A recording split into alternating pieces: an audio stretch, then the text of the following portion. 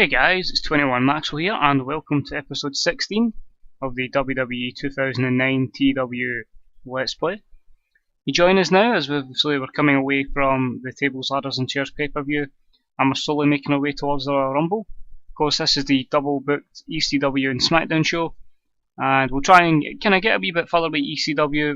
I think over the next couple of weeks it's more so kind of getting the older talents off the show and really starting to bring through the next generation of superstar. So without further ado, we'll quickly jump into ECW, and then we'll have the second portion of SmackDown later on. So let's run the show, which is going to be at the United Center in Chicago from the Great Lakes region. It helps us if we want to book anything with CM Punk on SmackDown. Let's kick on with the show. So tonight, unfortunately, is Captain Charisma's last night on ECW, but before I leave for SmackDown, tonight, in front of all of my peeps, I'm going up against Daniel Bryan. I'm going out in style, leaving ECW with a win, because that's how I roll. So Christian's last night on ECW before he goes to SmackDown. 78 B-rated segment there, and a good way to kick off the show and give him the opening match. The match itself, in a match that had some good action but not much in the way of heat. Christian defeated Daniel Bryan in 9:40 by pinfall with kill switch. A solid 68 C+ rating between these two superstars. No skill improvements. The negatives was just both guys holding back and Christian trying to go all out. But of course the segment is obviously going to be worse than his promo, and the announcing is going to get better over time, so we just need to continually let them work together. The announcers put over the fact that we'll be seeing Zack Ryder make an appearance this evening. That gets a 61C, so the Long Island SZ is slowly getting some overness. His match wasn't as good. In a match that had some good action but not much in the way of heat, Zack Ryder defeats the Hurricane in 5:34 by pinfall with a Zack attack, and that gets a 51D. Zack was off his game. Apart from that, just the usual, the drinking habit, the Hurricane, both guys holding back, length, etc, etc. But it was just a small match to fit in to give Zack Ryder some overness. Tonight is a revolution. That sounded like Rusev more than Leo Kruger. I have to always try and do the accent. It's a joke that me and Snuggins have got, that I have to always do the Leo Kruger accent. Tonight is the beginning of something spectacular. For many a year, my country has been belittled, but no more. Again, that sounds a wee bit like Rusev and Lana. Tonight begins Kruger. Leo Kruger. Yoshitatsu? Tata. I think we'll stop trying to do the accent from now on. I think we'll just firmly stick to speaking in, I was going to say English, but the Scottish accent shines through with me. But yeah, basically Leo Kruger promo. He's going to get a match against Yoshitatsu. This is going to be the start of his revolution. It's going to be the start of basically South Africa taking over, and I get a 20 E- segment. The match itself actually got a 44D, which is a lot better. And about it featured solid in-ring action but non-existent crowd heat. Leo Kruger defeats Yoshitatsu in 5:40 by pinfall. Again, just a match to get Leo Kruger over and build this character up. A lot of negatives there. It's funny how it says Leo Kruger has a poor gimmick. Does that mean we have to change it to Adam Rose already? But we'll give him the opportunity to shine.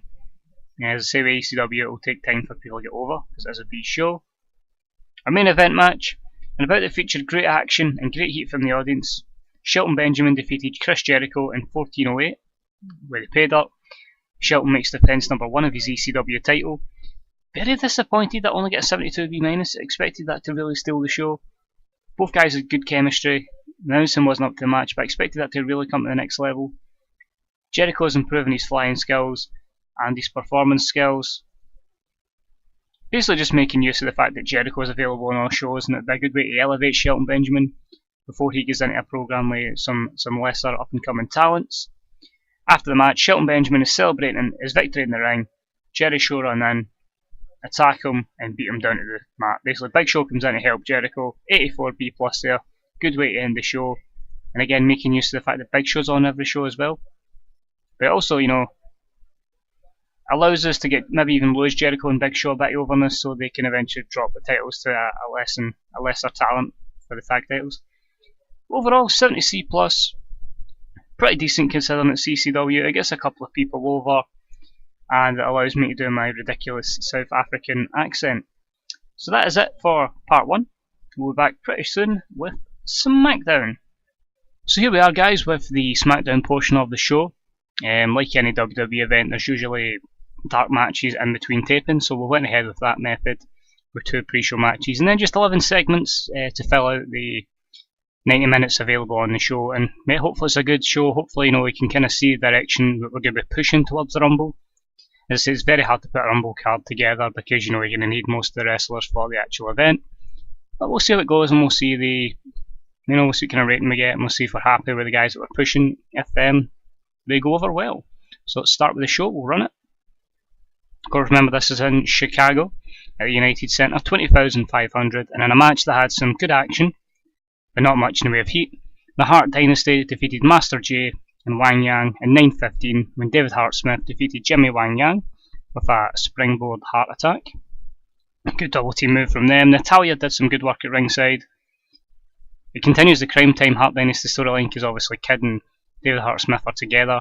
They've obviously got excellent chemistry and a solid 70C plus there, with DH Smith improving his technical. Not really needing to properly look at the negatives there. And our second match, in a match that had some good action but not much in the way of heat, R-Truth defeats Brian Kendrick in 9:10 by pinfall with a scissors kick. That was a 74B-, no skill improvements there.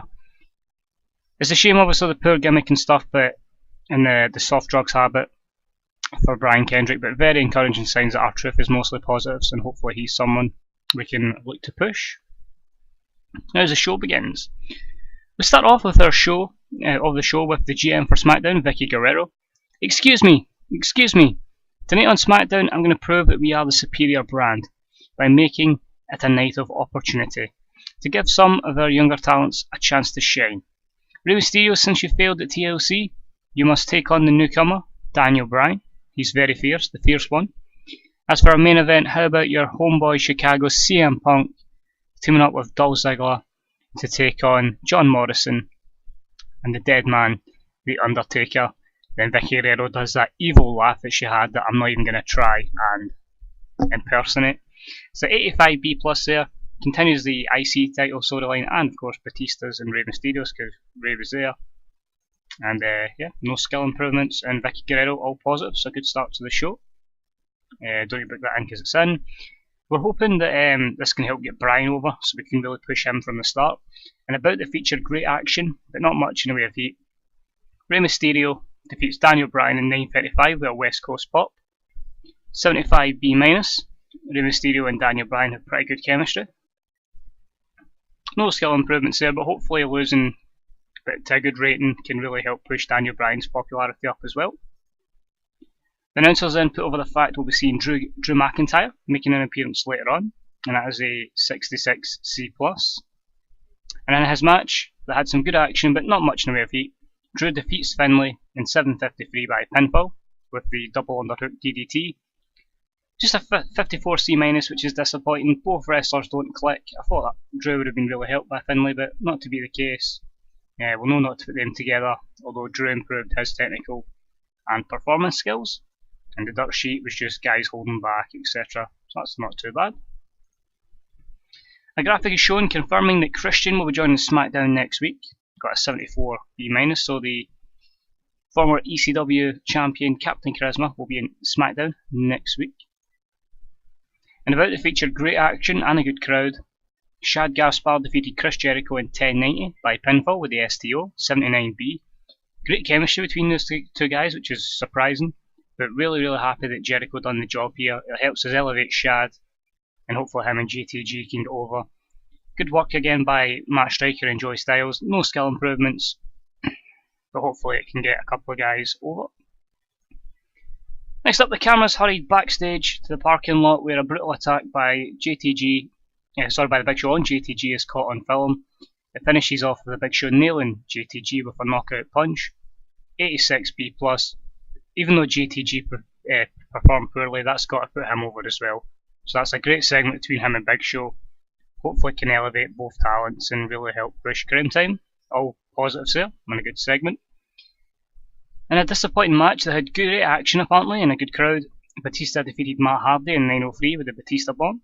71C+, good win for the Animal. It keeps we'll try to get a bit more momentum back after that loss at the pay-per-view. Punk's promo. Tonight, right here in my hometown of Chicago, the best in the world, the straight edge superstar, is going to show you how it's done by killing what can't be killed and by defeating the dead man. Taker, this is step one on the road to CM Punk becoming your new World Heavyweight Champion. Solid promo by Punk, 85B+. Only CM Punk's low morale and the segment for being shot with the negatives. The match itself, not amazing, and about it featured great action and great heat from the audience. CM Punk and Dolph Ziggler defeated John Morrison and The Undertaker in 1821 when CM Punk defeated John Morrison with a Pepsi Plunge. Two storylines advanced with it. The announcing quality wasn't great. 78B is not too bad, hopefully can elevate Punk and hopefully Ziggler gets her up as well. A lot of negatives holding back, morale, inconsistency, but hopefully that can improve over time. After the match, The Undertaker is blindsided with his own championship belt, wielded by CM Punk. Having laid out his rival, Punk takes a good look at the belt itself and goes as far to position it around his waist in a symbolic gesture before dropping it next to the fallen Undertaker and exiting the ring. 84B+ and fantastic from CM Punk. So overall, a very good show. Delighted with that. A 78B is not amazing, but you know, a lot of good segments there, a lot of guys grasping the brass ring, as Vince would say, good promos, etc., and hopefully building the future of this company.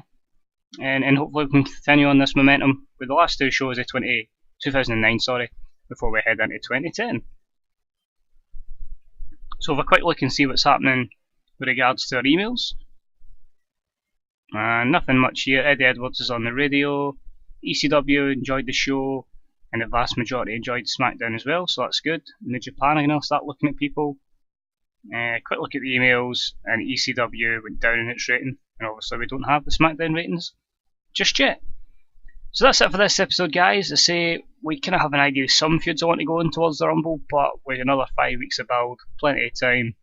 I think it'll be more so when we get to 2010, when we start looking at who's going to be getting on the Rumble and whatnot, and we can compile a list over the weeks of build towards it. So if you enjoyed this episode, guys, please leave a like. If you get any comments, please leave them in the comments section below. Happy to answer any questions over TW if I can help you in any sort of way, or if you can help me, because I'm still learning. It's deeply appreciated. Of course, as always, guys, if you haven't subbed, hit that sub button and then the videos will drop into your sub box. And until next time, this is 21 Maxwell. I'll speak to you all real soon. Bye bye.